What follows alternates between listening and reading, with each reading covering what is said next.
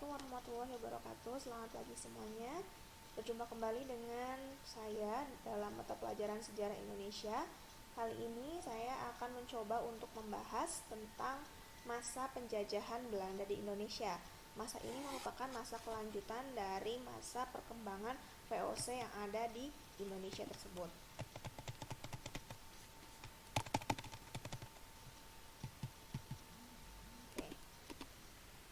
Pertama kita mulai dari masa Republik Batav. Nah, masa pemerintahan Republik Batav, apa itu Republik Batav? Jadi waktu tahun 1795 terjadi perubahan yang cukup besar di Belanda.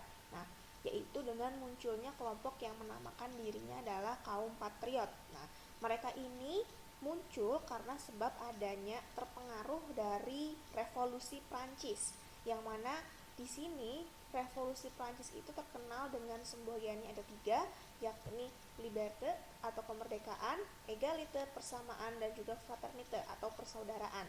Yang intinya adalah kebebasan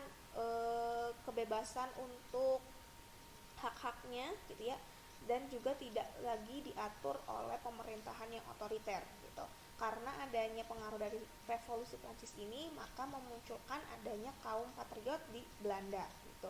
Nah, di sini berdasarkan ide dan paham yang digelorakan dalam revolusi Prancis, maka kaum patriot itu menghendaki adanya negara kesatuan seperti itu.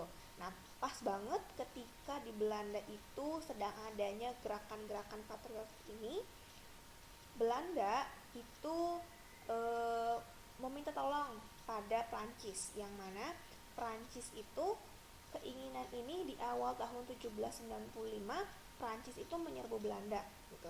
Pas banget dengan Prancis itu datang ke Belanda membawa semboyan-semboyan dari revolusi Prancis, makanya orang-orang dari kaum patriot ini bekerja sama dengan Prancis untuk menggulingkan kekuasaan dari Raja Belanda, Raja Willem V waktu itu. Nah, di sini ada Napoleon Bonaparte sebagai pemimpin dari Prancis yang mencetuskan juga revolusi Prancis tersebut gitu. Nah, Belanda akhirnya dikuasai oleh Napoleon Bonaparte. Kalau kita lihat di sini ada diagram pembentukan dari Republik Batav dulu. Jadi Republik Batav itu nama republik yang ada di Belanda pasca tadi mereka itu menggulingkan kekuasaan rajanya. Di sini awalnya karena adanya perang koalisi, sebab kaum patriot menghendaki perlunya negara kesatuan yang mengakibatkan Belanda itu menguasai Prancis. Nah, dengan Belanda yang dikuasai Prancis menyebabkan daerah Indonesia itu menjadi Republik Batav juga gitu. Jadi kan kelanjutan dari masa VOC. Ketika masa VOC itu kan Indonesia sudah dikuasai ya oleh Belanda. Nah, ketika Belandanya dikuasain oleh Prancis, maka otomatis pengaruh-pengaruh yang terjadi atau yang dibawa oleh Prancis pun akhirnya masuk ke dalam wilayah-wilayah atau negara-negara yang menjadi kekuasaan Belanda. Salah satunya adalah Indonesia. Di sini akhirnya di daerah Indonesia menjadi Republik Batav. Nah, Republik Batav ini dipimpin oleh adik dari Napoleon Bonaparte, yakni Louis Napoleon. Ini tokohnya Louis Napoleon. Nah, karena kekuasaan VOC di bawah Republik Batav ini karena VOC-nya itu kacau ya. Nah, kan VOC sekarang dipimpin atau dipegang sama Republik Batav. Nah, karena keadaan VOC yang kasnya kosong, banyak korupsi, utang numpuk, tidak mampu lagi menciptakan pengawasan dan keamanan atas wilayahnya, membuat VOC itu dibubarkan nih sama pemerintahan Republik Batav gitu. Apalagi Louis Napoleon itu melihat bahwa VOC itu ternyata tidak manusiawi gitu loh. Mereka kan melakukan monopoli dagang ya, yang mana tidak sejalan dengan cita-cita dari revolusi Prancis, sehingga VOC dibubarkan. Nah, di sini Louis Napoleon akhirnya mengutus orang lain untuk memimpin tanah di Hindia Belanda tersebut gitu ya, untuk meneruskan cita-cita revolusi Prancisnya gitu.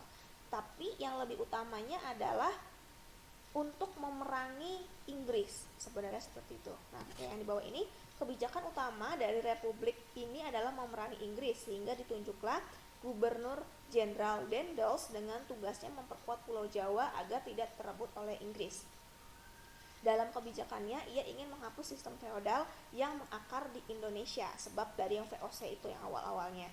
Nah, kenapa sih dia ingin tidak boleh terebut sama Inggris, atau kenapa sih Republik ini tujuannya adalah kebijakannya memerangi Inggris? Jadi karena waktu di sini Belanda diserbu sama Prancis, Raja Willem kelima itu kan kabur, dan mereka itu kaburnya ke Inggris. Nah, Raja Willem itu masih berambisi untuk menguasai wilayah Hindia Belanda gitu, mengambil alih lagi wilayah Hindia Belanda, memang di bawah nama Belandanya, bukan dari nama Prancisnya gitu.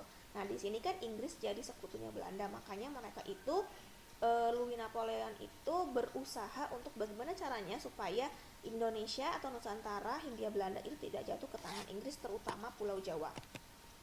Nah, ini ada masa Daendels. Masa Daendels itu dari tahun 1808 sampai 1811. Nama aslinya adalah Herman Willem Daendels. Nah, tadi penguasa negeri Belanda ya, Louis Napoleon itu menunjuk beliau sebagai pemimpin atau gubernur jenderal di tanah Hindia Belanda. Tugas utama dari Daendels itu apa? Tugas utamanya adalah yang pertama mempertahankan Pulau Jawa dari ancaman Inggris, dan kedua adalah mengatur pemerintahan di Indonesia. Lalu apa saja sih langkah-langkah yang ditempuh oleh Daendels ini? Yakni melakukan pembangunan fisik secara besar-besaran dengan membangun pabrik senjata di Semarang, membangun benteng pertahanan, membangun pangkalan armada di Merak dan juga Ujung Kulon. Merak tahu ya, di Banten, Ujung Kulon Banten. Nah, lalu yang paling fenomenal dari kebijakannya Daendels adalah membangun jalan raya Anyer Panarukan sepanjang 1000 km yang disebut juga dengan nama Jalan Raya Daendels atau Jalan Raya Pos Daendels. Nah, upaya Daendels ini melakukan pembangunan fisik melahirkan kerja paksa atau yang kalian sering dengar dengan nama kerja rodi, yang sangat menyengsarakan rakyat Indonesia. Nah, ini adalah gambaran dari kerja rodi dan juga perbudakan masa penjajahan Belanda. Kita bisa lihat di gambar yang pertama, ini masyarakat Indonesia itu dipaksa untuk pembangunan rel kereta api.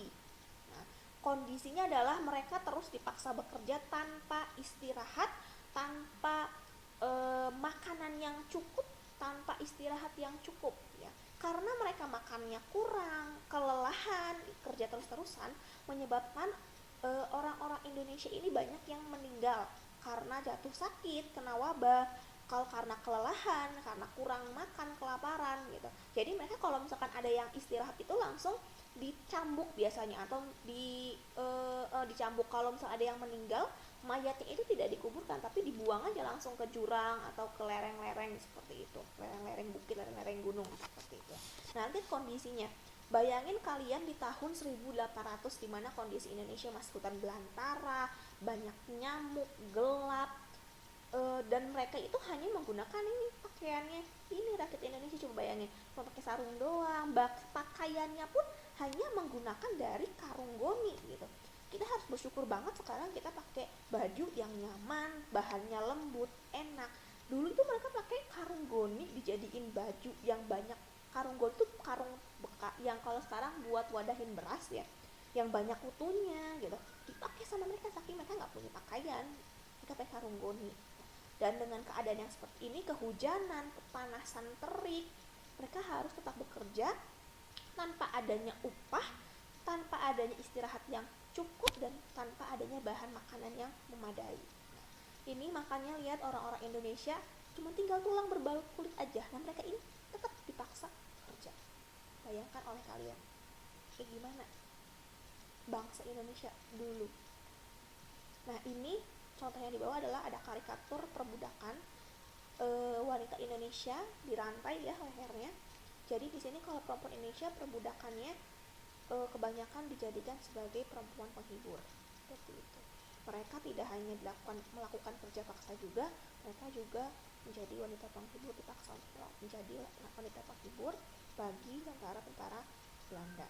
Betapa kejamnya masa pendudukan Belanda di Indonesia. Nah, ini adalah rute jalur pembuatan Jalan Raya Pos 1000 km Daendels. Kita bisa lihat